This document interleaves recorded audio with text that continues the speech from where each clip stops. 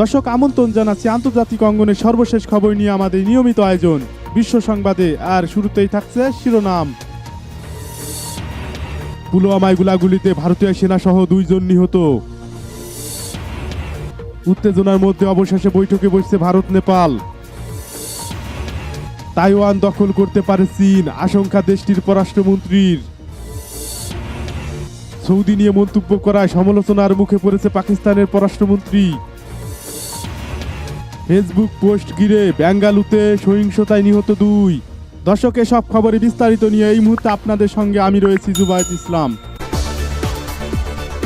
জম্মু ও কাশ্মীরে পুলওয়ামায় গোলাগুলিতে ভারতীয় এক সেনা সহ 2 জন নিহত হয়েছে। নিহতদের এক জঙ্গি রয়েছে বলে দাবি করেছেন স্থানীয় নিরাপত্তা কর্মীরা। বুধবার সকালে পুলওয়ামার কামারাজিপুরায় ভারতের নিরাপত্তা বাহিনী তল্লাশি অভিযান চালানোর সময় এ ঘটনা ঘটে। এ ঘটনার সময় ওই অঞ্চলে এখনও তল্লাশি অভিযান চালাচ্ছে নিরাপত্তা বাহিনী। এক কর্মকর্তা জানিয়েছেন, জঙ্গি উপস্থিতির খবর পেয়ে কামারাজিপুরায় অভিযানে গিয়েছিল নিরাপত্তা বাহিনী। সেখানেই নিরাপত্তা বাহিনীকে লক্ষ্য করে গুলি চালায় জঙ্গিরা। এ সময় আহত হয় 2 সেনা। তারপরেই শুরু হয় গোলাগুলি। পরে আহত 2 সেনাকে সেনা হাসপাতালে নেওয়া হলে চিকিৎসাধীন অবস্থায় এক সেনা মৃত্যুবরণ করেন। এ সময় একটি একে রাইফেল ও অনেকগুলি গ্রেনেড উদ্ধার করেছে নিরাপত্তা বাহিনী। তল্লাশি অভিযান এখনও চালাচ্ছে। সৌদি আরবের বিরুদ্ধে মন্তব্য করে দেশের ভিতরে সমালোচনার মুখে পড়েছেন পাকিস্তানের পররাষ্ট্রমন্ত্রী শাহ মোহাম্মদ কুরেশি। কাশ্মীর ইস্যুতে পাকিস্তানের আবেদনে রিয়াদ সাড়া না দেওয়ায় মন্তব্য করেছিলেন তিনি। খবর দ্য টাইমস অফ ইন্ডিয়ার প্রতিবেদনে বলা হয়েছে, পাকিস্তান ও সৌদি আরবের মধ্যে বার্ষিক $3.2 মিলিয়ন তেল বাকিতে দেওয়ার চুক্তিটি 2 মাস আগে শেষ হয়ে গেছে। এই চুক্তি পুনরায় নবায়নের বিষয়ে সিদ্ধান্ত মুলতবি রেখেছে রিয়াদ। কুরেশি এমন সময় মন্তব্য করলেন যখন পাকিস্তানের সঙ্গে তেল সরবরাহ চুক্তির মেয়াদ 2 মাস আগে শেষ হয়ে গেলেও চুক্তিটি নবায়ন করেনি সৌদি আরব।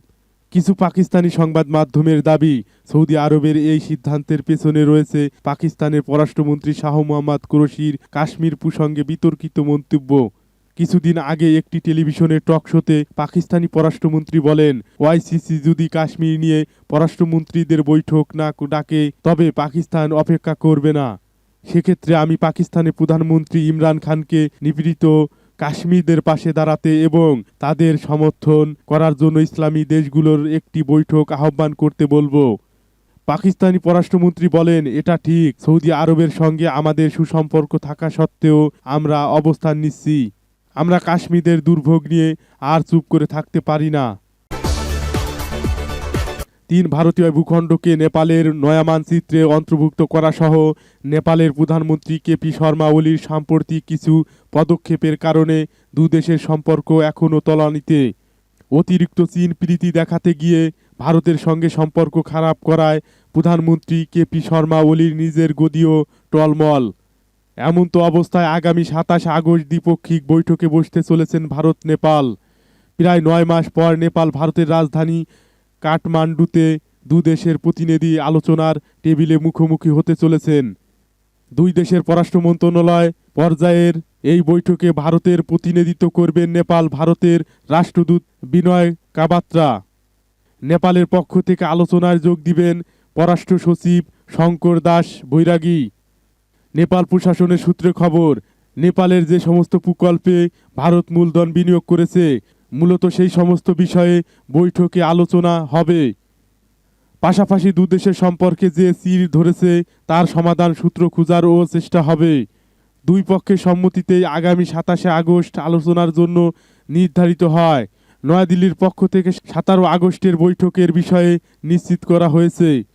আলোচনায় উন্নয়নমূলক প্রকল্প পর্যালোচনার উপর জোর দেওয়া হলেও সীমান্ত প্রসঙ্গ যে উঠবে তা নেপালের পক্ষ থেকে নিশ্চিত করা হয়েছে।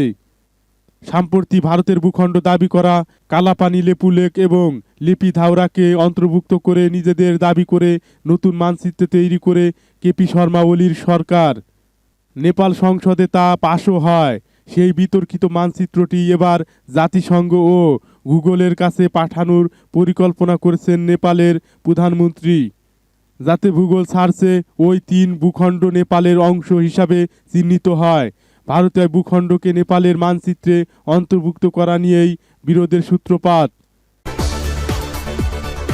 চীন তাইওয়ান দখল নিয়ে হংকংয়ের মতো অবস্থান করতে পারে বলে আশঙ্কা প্রকাশ করেছেন তাইওয়ানের পররাষ্ট্রমন্ত্রী জোসেফ ই। তিনি মঙ্গলবার দেশটিতে সফররত মার্কিন স্বাস্থ্য সচিব আলেস্কো আজারের কাছে এই আশঙ্কার কথা জানিয়েছেন। খবর ভারতীয় সংবাদ মাধ্যম আনন্দবাজারের।